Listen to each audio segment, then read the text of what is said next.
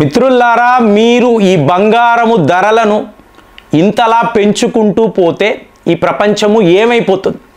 మేమేం చేసామండి ప్రేమ్ గారిని అడగండి. మిత్రులు అన్నప్పుడు ప్రపంచ స్థాయిలో మనకు ఎంతోమంది మిత్రులు ఉన్నారు. 12,229 పర్ గ్రామ్ ఇవాళ బంగారము ధర. ఇది ఏ లెవెల్లో ఉంటుందంటే సవరన్ అనేది ₹1,00,000 చాలా చాలా ఈజీగా దాటేస్తుంది. ఒక 2 నెలల క్రితము నా ప్రిడిక్షన్. ఆ రోజుల్లో ఎవరు నమ్మలేదు. ఇంతలా ఎందుకు పెరుగుతుంది, ఎక్కడో ఒక దగ్గర పడిపోతుంది అందరూ అనుకున్నారు. ఇవాళ వార్తలు ఏంటో చెప్పమంటారా? మీకు ఇది 1,50,000ను కూడా ఈజీగా దాటేస్తుంది. అంటే మీకు డబల్ ద రేట్ రేపు అయ్యే అవకాశాలు ఉన్నాయి. కాబట్టి మొన్న కూడా చెప్పాను, మీ వద్ద ఒక ₹50,000 ఉంటే అర్జెంటుగా వెళ్ళి బంగారము కొనేయండి. జస్ట్ ఒక 3 వీక్స్ బ్యాక్ అనుకుంటున్నాను. ఏంటండి ఈ బంగారము అంతు అదుపు లేకుండా ఇలా ఈ ధరలు ఆకాశాన్ని అంటితే మనం ఏం చెయ్యాలి? అంటే కామన్ మ్యాన్ బంగారము కొనాలి అనుకుంటే ఒక కలలా మిగిలిపోతుంది. కొనలేరండి. ఎందుకు ఇలా జరుగుతుంది? ఇప్పుడు మీరు హైదరాబాదులో ప్రముఖ ఈ షాపులు, బంగారం అమ్మే షాపులు చూశారనుకోండి, మీకు కిటకిటలాడిపోవడం. ప్రజలు మీకు ఎలా బంగారం కొంటున్నారంటే దీని వలన ధరలు పెరిగిపోయాయా డౌట్ వస్తుంది. అలా కాదండి, ఇది ఒక గ్లోబల్ సినారియో, ప్రపంచ స్థాయిలో జరుగుతున్న వ్యవహారం. ట్రంప్ గారు రావడము బంగారం యొక్క ధర అనేది వీటికి రెక్కలు వచ్చాయి. ఎంత హైట్కి ఎగరగలవో ఎగురుతున్నాయి. ఆపడము ఎవరి తరము కాదు.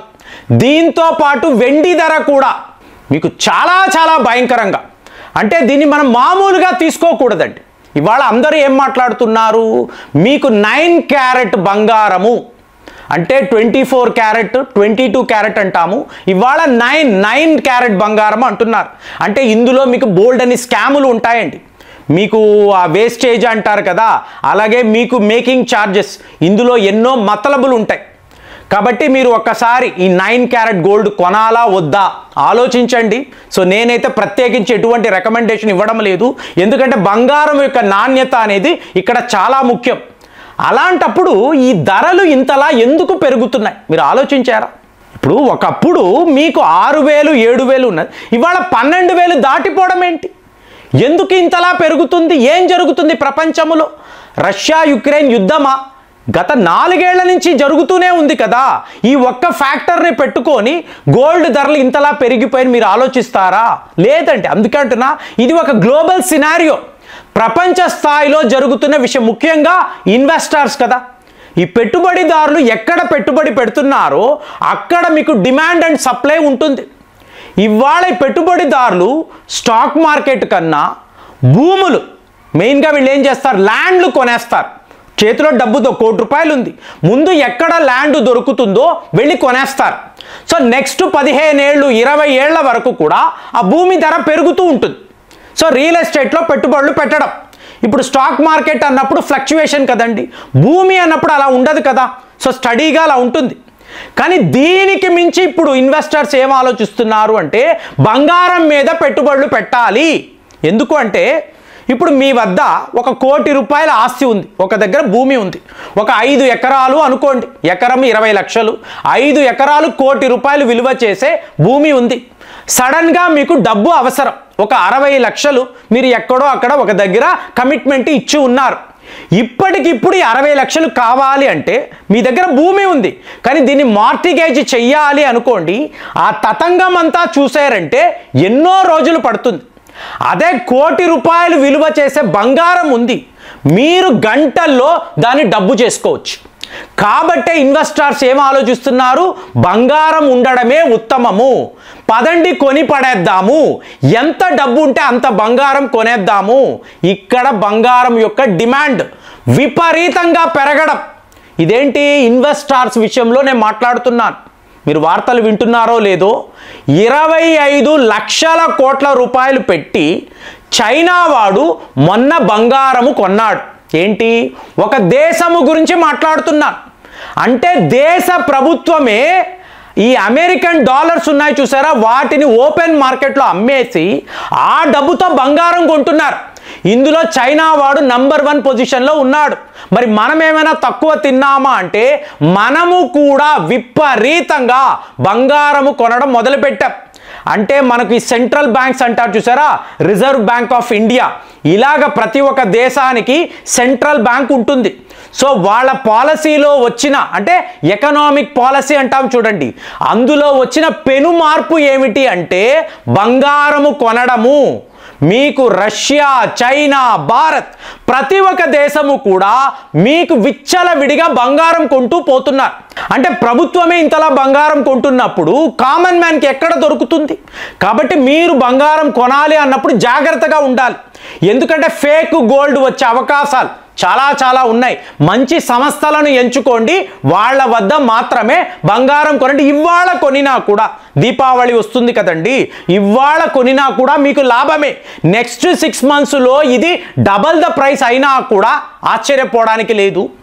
ఇంకొక అతి ముఖ్యమైన విషయము, మీకు అమెరికా డాలర్ యొక్క పతనం, దీని గురించే 2 వారాల నుంచి మాట్లాడుతున్నాం. ఆల్మోస్ట్ 10% మీకు అమెరికన్ డాలర్ డౌన్ఫాల్ అయ్యిందండి. అలాగే జపాన్ యొక్క ఆర్థిక వ్యవస్థ, ఫ్రాన్స్ యొక్క ఎకనామిక్ కండిషన్స్, మీరు గ్లోబల్ లెవెల్లో పెద్ద దేశాలు వీళ్ళు ఎవరూ కూడా సరిగ్గా పర్ఫామ్ చేయలేకపోతున్నారు. ఇందులో మీకు అగ్రస్థానం అమెరికాది. ట్రంప్ గారు వచ్చిన తరువాత అమెరికా యొక్క డాలర్ పతనము అనేది మీకు హైయెస్ట్ లెవెల్లో ఉండడంతో మీకు ఎప్పుడైతే మళ్ళీ ఈ డాలర్ పుంజుకుంటుందో అప్పుడే బంగారం యొక్క ధరలు తగ్గుతాయి అని చెప్తున్నారు. కానీ నాకు తెలిసి ఇలాంటి సిచ్యువేషన్ రానే రాదు. ఒక్కసారి ధరలు పెరిగాక మళ్ళీ ధరలు తగ్గుతాయని మనం అనుకోవడము జరగదండి. మోరోవర్ అమెరికా ఏం చేసింది, ప్రపంచ స్థాయిలో తన వద్ద తాను దాచుకున్న బంగారాన్ని మళ్ళీ వాళ్ళు వెనక్కి తీసుకున్నారు. అంటే మీకు గోల్డ్ రిజర్వ్స్ని పెంచుకోవడానికి. కానీ వాళ్ళు ఇక్కడ యూఎస్డి విషయంలో పెద్దగా ఇంట్రెస్ట్ చూపించడం లేదు. ఎందుకు? మీకు బిట్ కాయిన్స్ అనండి, క్రిప్టో కరెన్సీ అనండి, ఇక్కడంతా పెద్ద స్కాములు జరుగుతున్నాయి. కానీ ఈ రూపేణ అమెరికా యొక్క ఆర్థిక విధానాన్ని మేము మార్చబోతున్నాము అని చెప్పి మీకు డొనాల్డ్ ట్రంప్ భావిస్తున్నాడు. దీనిని ఆయన పుష్ చేస్తున్నాడు. ఫ్యామిలీ బిజినెస్ అయిపోయింది కాబట్టి క్రిప్టో కరెన్సీని పుష్ చేయడంతో మీకు ఒక రకమైన అన్సర్టెనిటీ అనేది ప్రపంచంలో ఉంది. మెల్లమెల్లగా యుద్ధాలు పెరుగుతున్నాయి, మీకు ఇన్ఫ్లేషన్ అనేది పెరుగుతుంది. ధరలు ఎప్పుడైతే అంతు అదుపు లేకుండా పోతాయో ఆటోమేటిక్గా ప్రజలను ఎవరు ఆదుకుంటారు? ఖచ్చితంగా బంగారమే ఆదుకుంటుంది. మీరు 1960sలో మీ అమ్మమ్మ వాళ్ళు కొనిన బంగారము ఇవాళ కూడా దానికి వాల్యూ ఉంటుంది, అవునా?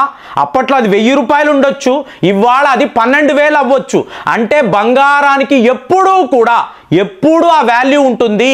ఇది గమనించిన దేశాలు స్టాక్ మార్కెట్ కాదు, మ్యూచువల్ ఫండ్స్ కాదు, ఇలాగ అమెరికన్ డాలర్ని రిజర్వ్గా దాచుకోవడం కాదు, మనం బంగారాన్నే కొనాలి అంటే ఇన్వెస్టర్స్ అదే ఆలోచిస్తున్నారు. మీకు ప్రపంచ స్థాయిలో పెద్ద దేశాలు అంటే డబ్బు లేని వాళ్ళు బంగారం గురించి ఆలోచించలేరు. ఏ దేశము వద్ద ఇలాగ మీకు కరెన్సీ స్ట్రాంగ్గా ఉందో ఆ దేశాలంతా ఇవాళ బంగారం కొనడం మొదలుపెట్టారు.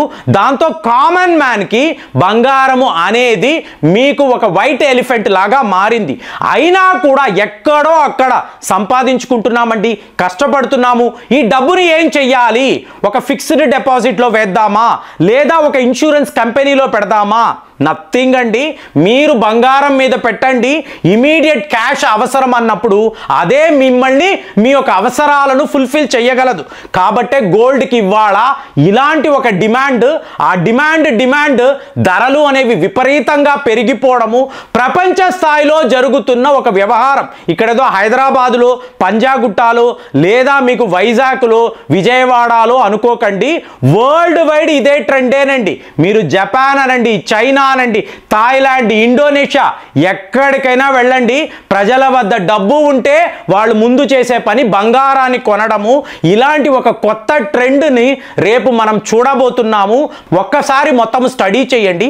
నా దగ్గర ఎంత డబ్బు ఉంది, ఈ డబ్బు నేను ఎక్కడ దాచిపెట్టాను, ఇది నాకు ఇస్తున్న వడ్డీ ఎంత, ఇది నాకు ఎదుగుతుందా, నా ఎదుగుదలకు ఉపయోగపడుతుందా?